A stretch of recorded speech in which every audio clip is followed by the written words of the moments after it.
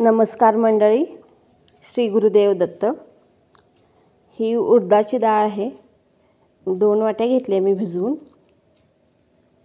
तर आज आपण आता बघणार आहोत दही वडा चाट।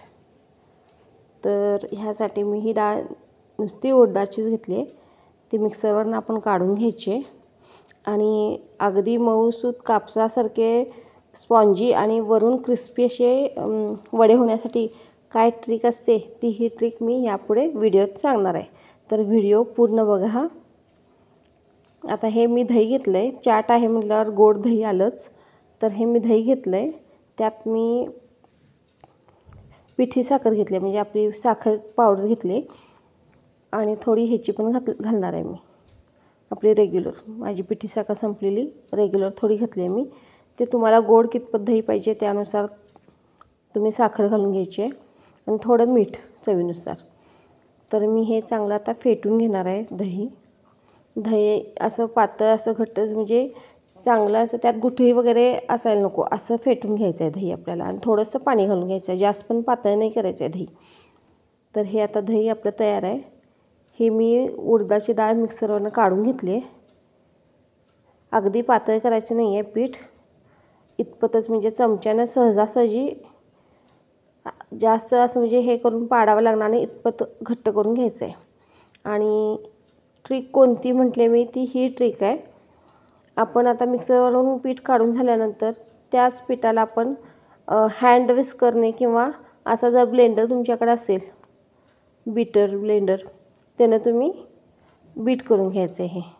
तर हे आता ह्यात मी हे बघा 2 चमचे कॉर्नफ्लॉवरचं घातलेत, त्यानं क्रिस्पी होतात चांगले। म्हणजे हॉटेलमध्ये जसे होतात ना, वरून क्रिस्पी आणि आत मऊ, तसे होतात।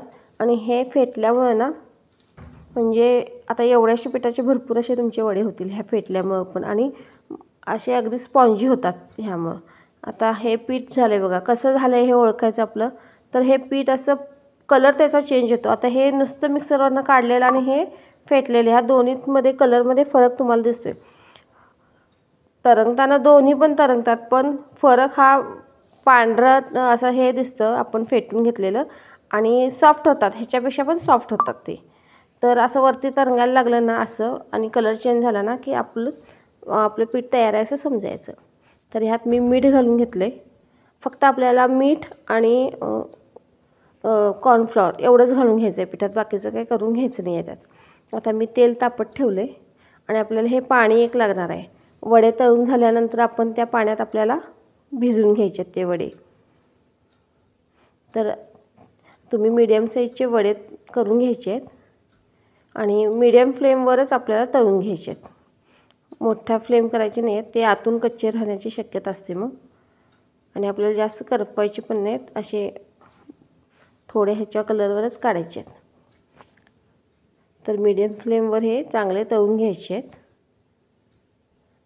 आणि ह्यात खोबरं वगैरे घालायचं नाही आहे। आपण नुसते जर हॉटेलसारखे जर करणार असो तर तुम्ही खोबरं, मिरची, आलं वगैरे घालू शकता ह्यात, आणि तो हॉटेलसारखा पण आकार देऊ शकता। पण इथं आपल्याला दही वडा चाट करायचा आहे, तर मी इथं नुसतेच हे करून घेणार आहे, जिरे वगैरे पण काय घालायचे नाही आहेत ह्यात।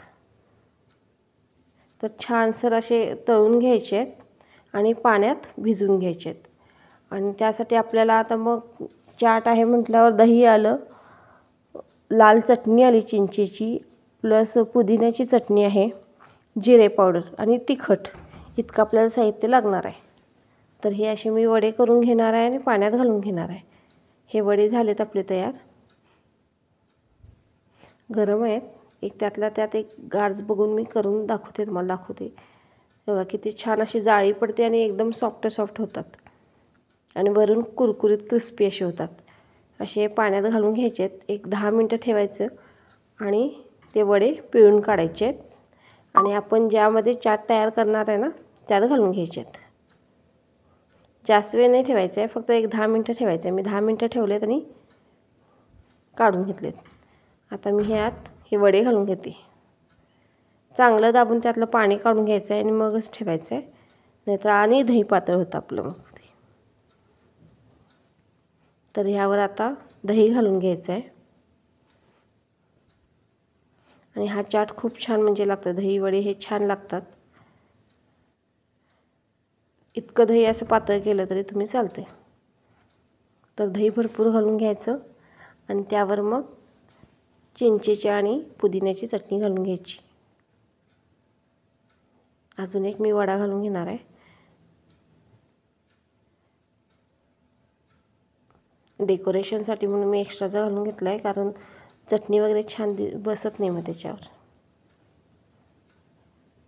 अशी चटणी, पुदिन्याची चटणी आहे ही.